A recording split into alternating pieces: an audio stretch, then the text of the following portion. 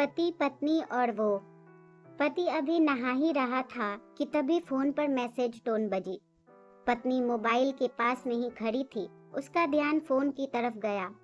उसने एक ही बार में फोन उठाकर मैसेज पढ़ा। Hi good morning dear. किसी बेबी का मैसेज था। पत्नी सोच में पड़ जाती है कि अब यह बेबी कौन है। तब तक पति भी नहाकर बाहर आ जाता है। पत्नी उसे किसी बेबी का मैसेज आया है बताती है। पति मुस्कुरा देता है, फोन उठाकर उसे मैसेज का रिप्लाई करता है, hi baby how are you, और अपने काम में लग जाता है। इस रिप्लाई को भी पढ़ती है।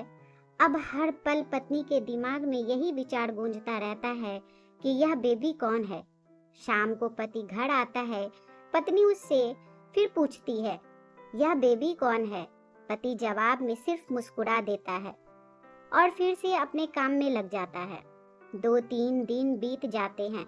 वह सोच अभी तक पत्नी का पीछा नहीं छोड़ा था और फिर से पति के मोबाइल पर एक बार बेबी का मैसेज आता है कि आज तो मिलोगे कि नहीं, तुम्हारी बहुत याद आ रही है। इस मैसेज ने आग में घी का काम किया। पत्नी का शक और भी ज्यादा पक्का हो गया। बीच बीच में ऐसे मैसेजेस का आदान प्रदान होता रहता और पत्नी के मन में शक की जड़ें और गहरी होती गई। पति से पूछने पर भी जवाब में सिर्फ मुस्कुराहट के और कुछ नहीं कहता। यह शक गुस्सा बनकर तब ज्वालामुखी की तरह फट पड़ता है जब एक दिन उसे अपने पति की जेब में सिनेमा की 2 टिकटें मिलती हैं। पत्नी अपने पति से बहुत झगड़ती है। पति उसे समझाने की कोशिश करता है लेकिन वह कोई भी बात सुनने को तैयार नहीं। पति को भी उस पर गुस्सा आ जाता है और यह झगड़ा और भी ज्यादा बढ़ जाता है। गुस्से में पति घर से बाहर निकल जाता है। पत्नी का गुस्सा पति से कई गुना ज्यादा था। तुरंत वो अपना सारा सामान पैक करती है और एक चिट्ठी लिखती है कि मैं मायके जा रही हूँ हमेशा के लिए, और पति का घर छोड़कर चली जाती है। गुस्सा शांत होने पर जब पति घर आता है तो चिट्ठी पढ़कर उसके होश उड़ जाते हैं। 10 दिन बीत जाते हैं और गांव के उस घर पर डोरबेल बजती है जहां पत्नी रहने चली गई थी। पत्नी दरवाजा खोलती है। दरवाजे पर 10 साल की एक छोटी सी बच्ची हाथों में चिट्ठी लिए खड़ी है। पत्नी को वह चिट्ठी देती है। बच्ची से वह चिट्ठी लेकर पत्नी चिट्ठी खोलकर पढ़ती है, डियर वाइफ, जिस बेबी की वजह से हम दोनों में इतने झगड़े हुए और तुम हमारा घर छोड़कर यहाँ चली आई, यह बच्ची जो अभी तुम्हारे सामने खड़ी है वो वही बेबी है, अनाथ आश्रम की एक प्यारी बच्ची। इसी के साथ मैं बातें करता था, सिनेमा जाता था। पहली बार जब तुमने बेबी के बारे में पूछा था तो मैंने जानबूझकर तुम्हें नहीं बताया था। सोचा था थोड़ा मजाक करता हूँ, देखता हूँ तुम कैसे रिएक्ट करती हो। लेकिन मैंने यह कभी नहीं सोचा था कि तुम्हारा शक इतना बढ़ जाएगा कि तुम घर छोड़कर ही चली जाओगी। हाँ, सबसे जरूरी बात यह, जो बेबी है वो किसी और की नहीं बल्कि तुम्हारी ही बेटी है। रुको, अपने आप को संभालो और आगे की बात ध्यान से पढ़ो। हमारे शादी के 2 साल पहले की यह बात है। तुम अपने कॉलेज के लास्ट ईयर में थी। तुम्हारे प्रोफेसर ने नोट्स लेने के बहाने तुम्हें बुलाया था और तुम्हें चाय में एक नशीली दवा पिलाकर ना करने वाला काम किया था। इसमें तुम्हारी कोई गलती नहीं थी, लेकिन कुदरत ने अपना काम किया और तुम्हारे पेट में इस बेबी को डाल दिया।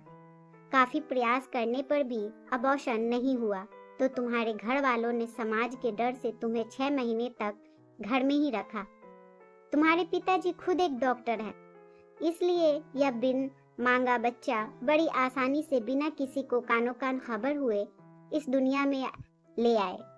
भविष्य में तुम्हारी शादीशुदा जिंदगी में कोई प्रॉब्लम ना हो, इसलिए तुम्हारे पिता ने इस बच्चे को गांव के एक अनाथ आश्रम में छोड़ दिया था। यह बच्चा मतलब यही बेबी जो अभी तुम्हारे सामने खड़ी है।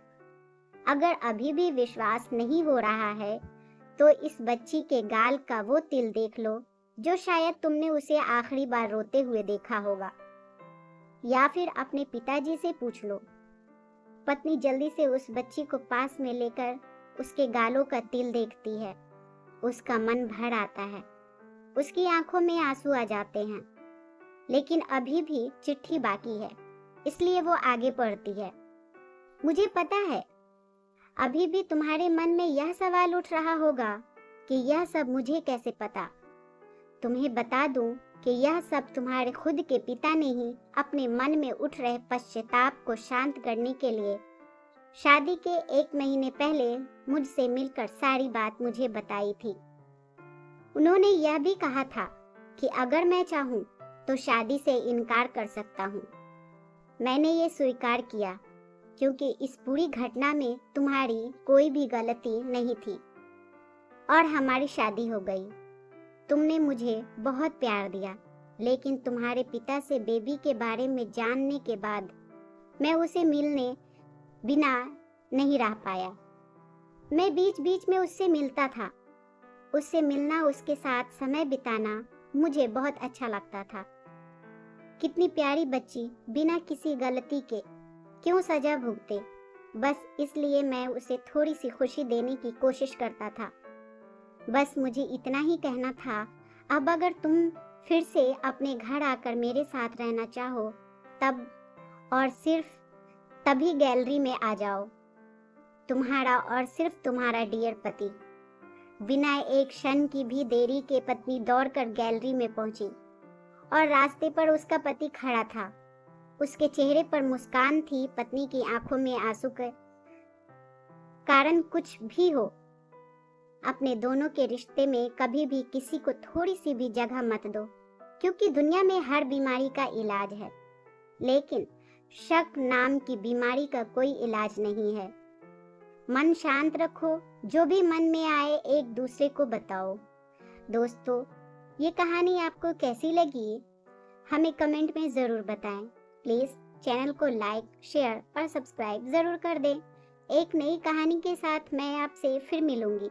इस कहानी को सुनने के लिए आपका बहुत बहुत धन्यवाद।